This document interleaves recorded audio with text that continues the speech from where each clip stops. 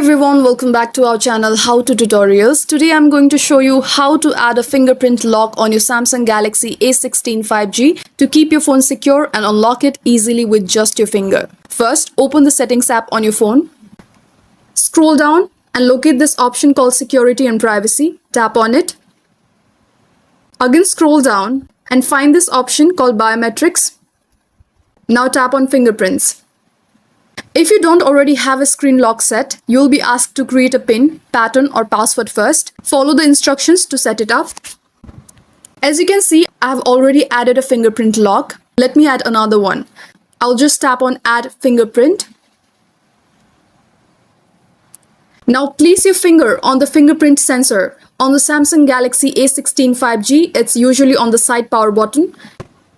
Now lift and rest your finger repeatedly until the fingerprint is fully registered. Like this. Once done, tap Done. Your fingerprint is now registered.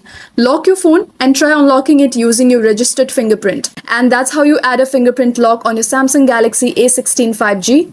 If this video helped, please like the video, subscribe for more tips and comment below if you have any queries. Thank you for watching and I'll see you in the next one.